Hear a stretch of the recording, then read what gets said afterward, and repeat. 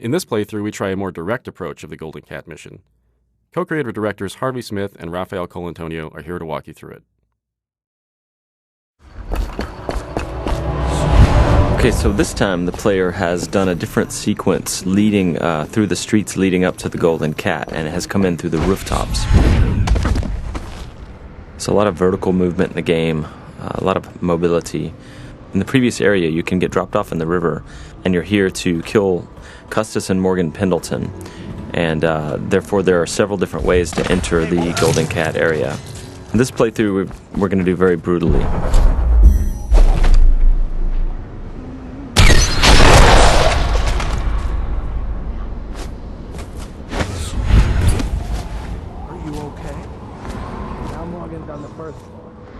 Need to get the men in position. The Ivory Room. All I can tell you is it's very heavily soundproofed. I'll leave the rest to your imagination. Custis is easier to know.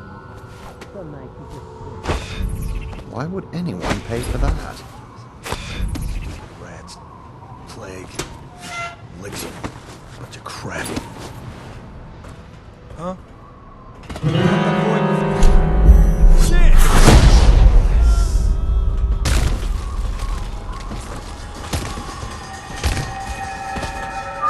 This is a drop attack.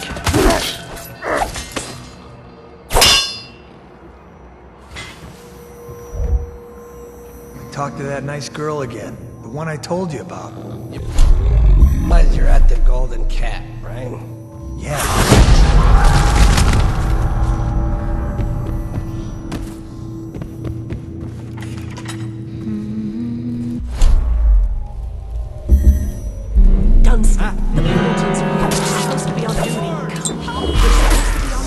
Obviously, playing this way has got consequences.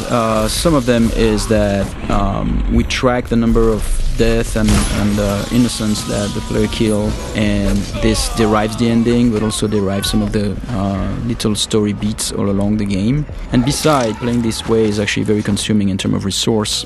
So the player uses those resources like powers and his mana and his health potions, and he has to use them carefully.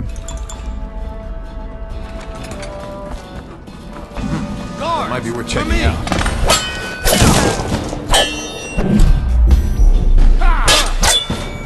Take out his legs! So here the player stopped time just before the guards have fired their pistols, and he's planting a spring razor there. When time resumes, it will kill them both.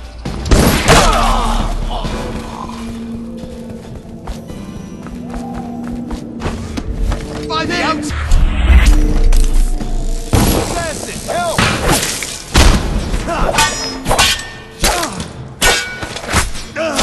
The game's combat with the sword, the melee combat, involves blocking and counterattacks if the blocking is timed correctly. I hear you.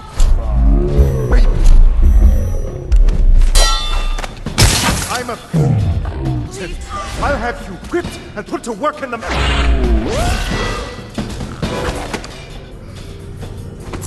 So both targets have been assassinated.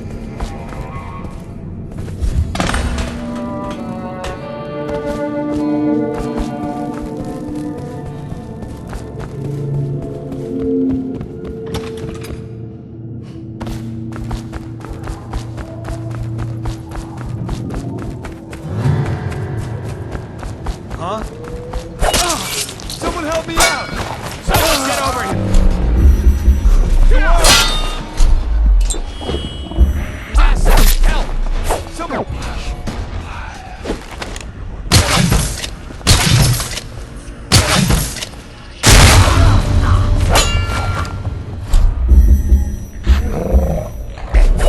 The player's summoning rats. Once the rats are in the world, they're like little AIs. So sometimes the guards win, sometimes the rats win. And here the player has possessed one of his own rats and is now getting away.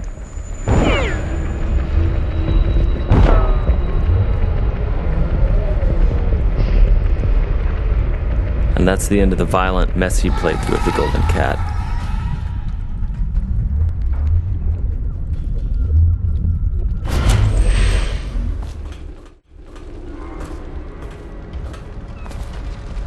So this is a very different area. The previous area with posh and pretty, this is like desolated, abandoned. This is actually the area where there are weepers. It's called the flooded district. And there are those Tallboys here that are preventing the weepers. The weepers are the plague-infected people. Those Tallboys, their jobs is to prevent them from accessing the rich area. So they will shoot at the weepers and they will shoot at anything that tries to get through, including the player.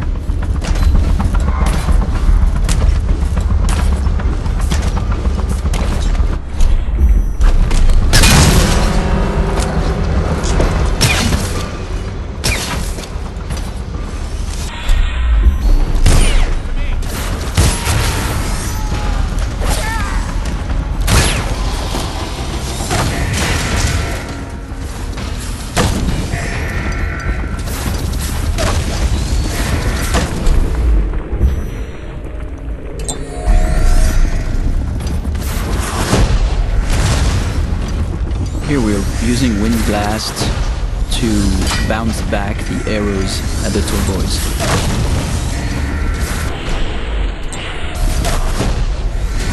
Using Wind Blast to knock the Tallboys' phosphorescent arrows back at them is another combination of game mechanics that we did not plan for, but players found it quite fun. So we made some small changes to help support it.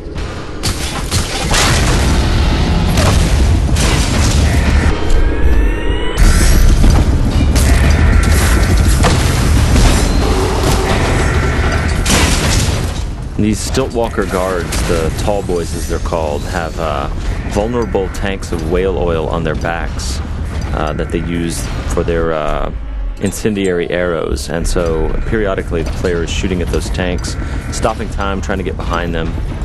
The shields all around them are actual breakable wooden shields, so they absorb some of the player's shots, but periodically the player breaks one of them off. Here the player just possessed a Tallboy, and he's going to escape the area through those wall of lights here via Tallboy. So the wall of light is a Tesla-like security device that's a powerful electrical field, and the guards at the beginning of their shift are attuned to it so they can walk through it, but the player cannot unless he hacks it.